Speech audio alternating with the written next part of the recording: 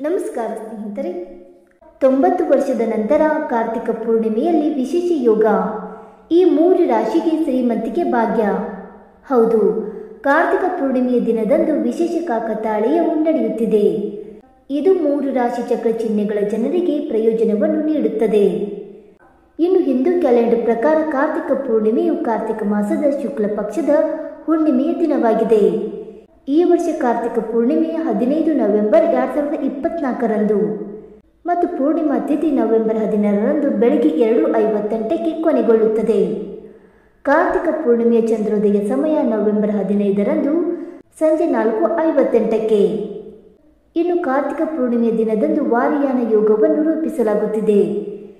90 ವರ್ಷಗಳ ನಂತರ ವಿಶೇಷ ಯೋಗದ ರಚನೆಯಿಂದಾಗಿ ಈ 3 ರಾಶಿ ಚಕ್ರ ಚಿಹ್ನೆಗಳಿಗೆ ತಾಯಿ ಲಕ್ಷ್ಮಿ ಮತ್ತು ಭಗವಾನ್ ವಿಷ್ಣುವಿನ ವಿಶೇಷ ಆಶೀರ್ವಾದವನ್ನು ನೀಡಲಾಗುತ್ತಿದೆ. ಈ ರಾಶಿಯ ಜನರು ಶೀಘ್ರದಲ್ಲೇ ಶ್ರೀಮಂತರಾಗಬಹುದು. ಹಾಗಾದರೆ ಆ ರಾಶಿಗಳು ಯಾವುವೆಂದು ತಿಳಿದುಕೊಳ್ಳೋಣ ಬನ್ನಿ ಸ್ನೇಹಿತರೆ. ಅದಕ್ಕೂ ಮುಂಚೆ ನೀವು ನಮ್ಮ ಚಾನಲ್ಗೆ ಸಬ್ಸ್ಕ್ರೈಬ್ ಮಾಡದೆ ನೋಡ್ತಾ ಇದ್ದರೆ ದಯವಿಟ್ಟು ನಮ್ಮ ಚಾನಲ್ಗೆ ಸಬ್ಸ್ಕ್ರೈಬ್ ಮಾಡಿಕೊಳ್ಳಿ ಸ್ನೇಹಿತರೆ.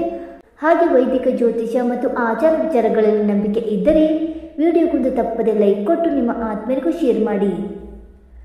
ಮೊದಲನೇದಾಗಿ ಮೇಷರಾಶಿ. ಕಾರ್ತಿಕ ಪೂರ್ಣಿಮೆಯಿಂದ ಮೇಷರಾಶಿಯವರಿಗೆ ಒಳ್ಳೆಯ ದಿನಗಳು ಪ್ರಾರಂಭವಾಗಲಿವೆ. ಲಕ್ಷ್ಮಿ ಮತ್ತು ವಿಷ್ಣು ದೇವರ ಆಶೀರ್ವಾದವು ನಿಮ್ಮ ಮೇಲೆ ಬೀಳಲಿದೆ ಮತ್ತು ನಿಮ್ಮ ಜೀವನದಲ್ಲಿ ಬರುವ ಸಮಸ್ಯೆಗಳನ್ನು ನೀವು ತೊಡೆದುಹಾಕಲು ಸಾಧ್ಯವಾಗುತ್ತದೆ. ನೀವು ಚಿಂತೆಗಳಿಂದ ಮುಕ್ತರಾಗಿ ಆರ್ಥಿಕವಾಗಿ ಸದೃಢರಾಗುತ್ತೀರಿ ಮತ್ತು ಸಮಾಜದಲ್ಲಿ ನಿಮ್ಮ ಗೌರವ ಹೆಚ್ಚಾಗುತ್ತದೆ. ಎರಡನೇದಾಗಿ ತುಲಾರಾಶಿ. ತುಲಾರಾಶಿಗೆ ಕಾರ್ತಿಕ ಪೂರ್ಣಿಮೆ ದಿನದಂದು ನಿಮ್ಮ ಜೀವನದಲ್ಲಿ ಸಂತೋಷ ಬರುತ್ತದೆ ಮತ್ತು ಹೊಸ ಪ್ರಾರಂಭದೊಂದಿಗೆ ನೀವು ನಿಮ್ಮ ವೃತ್ತಿ ಜೀವನದಲ್ಲಿ ಯಶಸ್ವಿಯಾಗುತ್ತೀರಿ ಮತ್ತು ನಿಮ್ಮ ಸಂತೋಷದ ಮನಸ್ಥಿತಿ ಜನರ ಹೃದಯವನ್ನು ಆಳುತ್ತದೆ. ಸಂಪತ್ತು ಹೆಚ್ಚಾಗಬಹುದು ಮತ್ತು ತಾಯಿ ಲಕ್ಷ್ಮಿ ಮತ್ತು ಭಗವಾನ್ ವಿಷ್ಣು ನಿಮಗೆ ದಯೆ ತೋರಲಿದ್ದಾರೆ. ಇನ್ನು ಮೂರನೆಯದಾಗಿ ಮೀನರಾಶಿ. ಕಾರ್ತಿಕ ಪೂರ್ಣಿಮೆಯಂದು ಮೀನರಾಶಿಯವರಿಗೆ ಹೊಸದೇನು ಸಂಭವಿಸಲಿದೆ.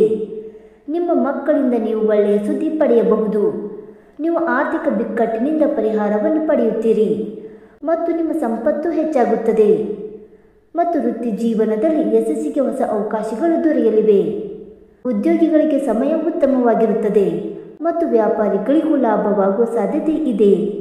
ಸ್ನೇಹಿತರೆ, ಈ ಮಾಹಿತಿ ನಿಮಗೆ ಇಷ್ಟವಾಯಿತಾ? ಇಷ್ಟವಾಗಿದ್ದರೆ ವಿಡಿಯೋಗೊಂದು ಲೈಕ್ ಮಾಡಿ, ಶೇರ್ ಮಾಡಿ.